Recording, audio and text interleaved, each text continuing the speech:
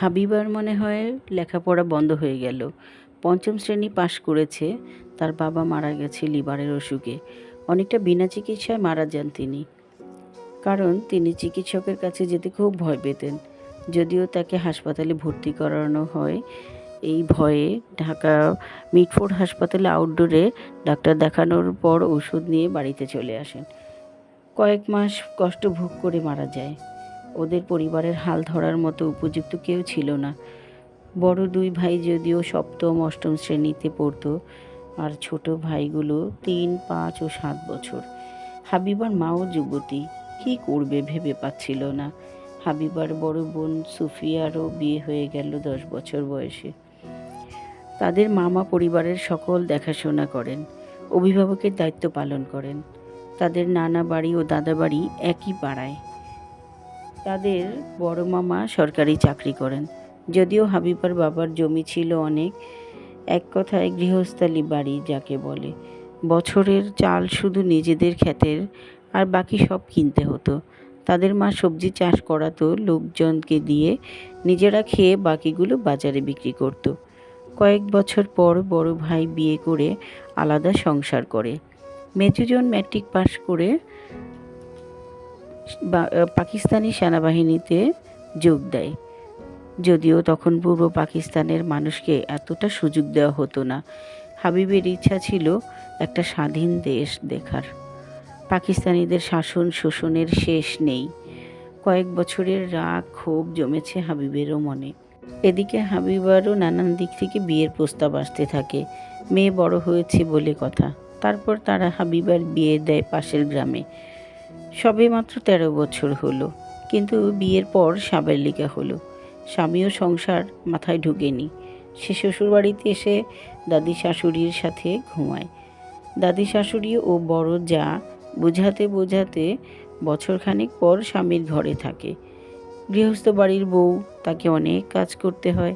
যদিও বিয়ের আগে এসব কাজ করতে হয়নি, কারণ তাদের বাড়িতে কাজের লোক ও মহিলা সারা বছর কাজ করত। তার স্বামীও যথেষ্ট ভালো ছিল, তাকে বোঝাতো, অনেক কিছু কিনে দিত সাজগোজের জন্য। বিয়ের 2 বছর পর তাদের ঘরে এক ফুটফুটে কন্যা সন্তান হয়।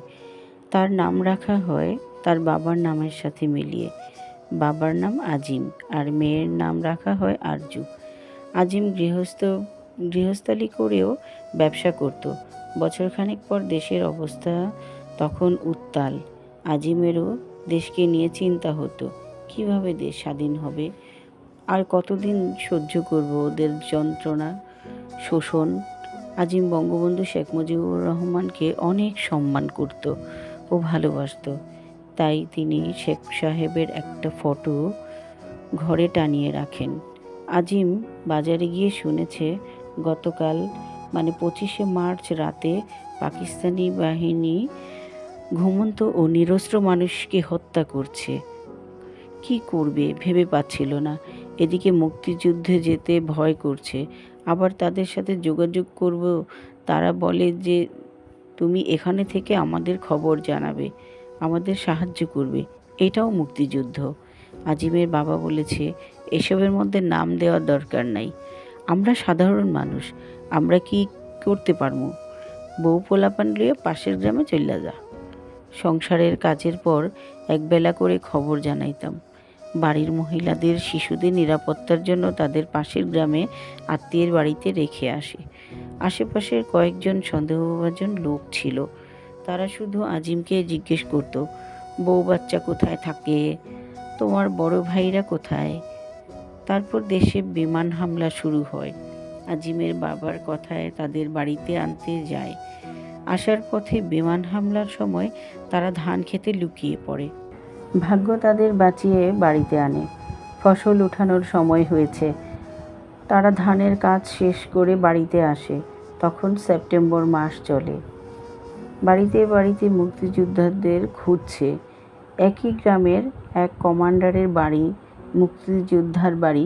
তারা জেনেই খুঁজতে এসেছে। কে যেন তাদের ইনফরমেশন দিয়েছে।